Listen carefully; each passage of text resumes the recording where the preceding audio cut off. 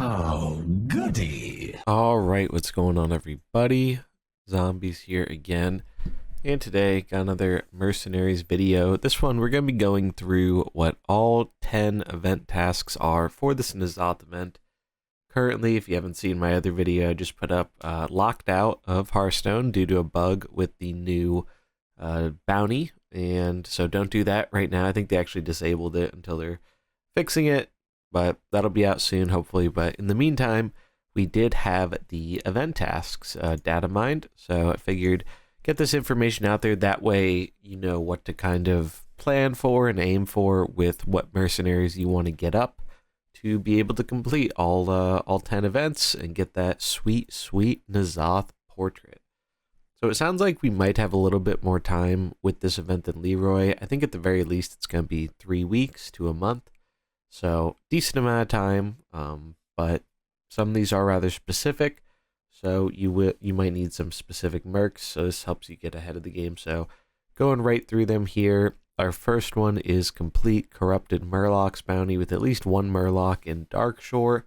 This should be the easiest one, I think, or one of the easiest ones, as you can just throw a cookie on the bench and complete it with whatever team you want. It doesn't even have to be heroic, so that's nice. I will be doing a video guide series for all these tasks as they come out. I was actually in the middle of doing that before we had the bug, but stay tuned for those. But number 2, we have complete Ice Howl bounty without any blocks of ice on board in Winter Spring. Blocks of ice spawn when he uses an attack to kill a unit. Instead of it dying, it turns into a block of ice. So you'll probably want to be rooting Ice Howl somehow, or using some other ways to kind of get around that, lowering the attack and whatnot. But I don't think that one should be too difficult. Then number 3, complete the Meta bounty without using any holy abilities in Onyxia's lair. So for that one, you're going to have to basically rely mostly on that summon, I guess. Actually, I'm not even sure if that has holy abilities or not, so I'll have to double check that one. But I'm sure there's going to be a pretty easy way to cheese that with 1 or 2 specific mercenaries. There usually is. Number 4, we have complete Galvangar bounty using 6 of humans, dwarfs, and elf characters. So definitely work on getting some of those guys up. But again, not a heroic, so not that bad. Then next up we have our first heroic, which is number 5, complete heroic raw timer bounty with at least 2 Murlocs in Alterac Valley. I don't think that one should be too bad. I don't remember raw timer being too terrible, but Alterac Valley is one of the harder zones for sure. So definitely want to get those Murlocs leveled up. Then complete heroic Dragonbone Golem fight, triggering at least 10 death rattles in Onyxia's lair. I think that should be pretty easy to do. If I recall correctly, he's the one that summons a bunch of death rattle units. So as long as you have some way to kind of sustain yourself, it shouldn't be too bad. Most of these are looking fairly easier than I think some of the last ones. Also, a big change that is very helpful for this is you don't have to do all the story quests in order now.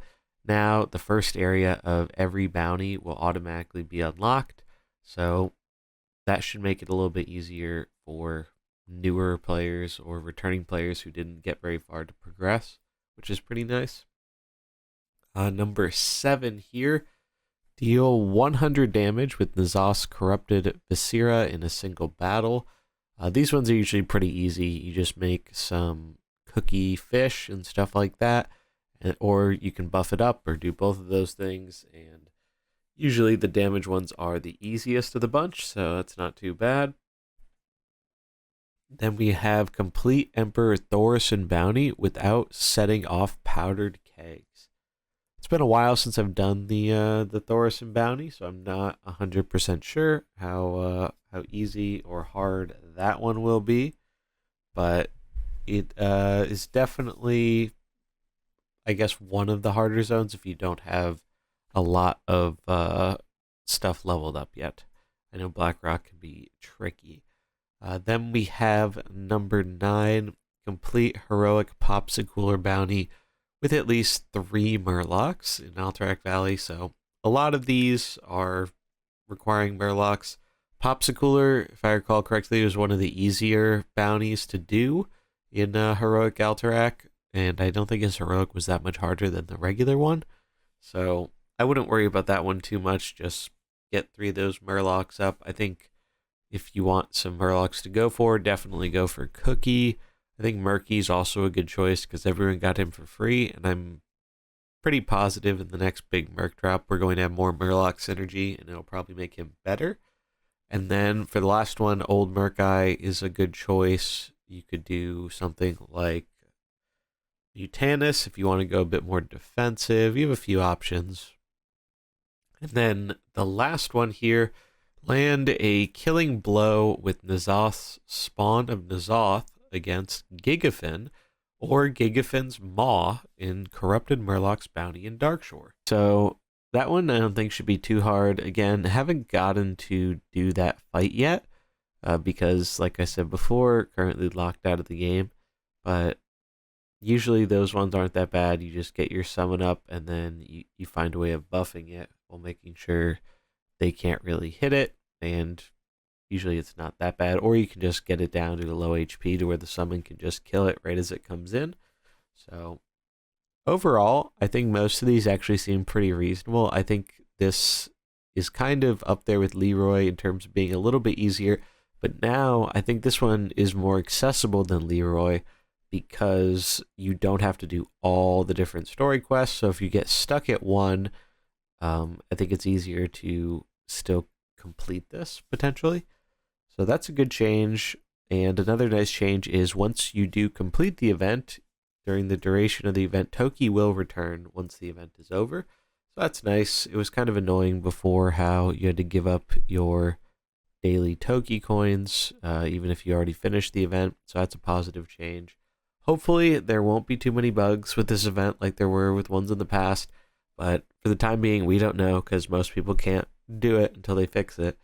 But I'll keep you posted on that, and I will have the first 2 event guides going up later today once the issue has been fixed. And basically every day be putting up the next 2 steps. If you've never done one of these events before, they cycle it out. So it's basically you get 2 more tasks to do each day. But if you are starting the event late for some reason, you will still be able to do all the tasks up until that current day. So if it's the 3rd day and we have 6 tasks available, you won't have to wait 3 days. You'll get them all.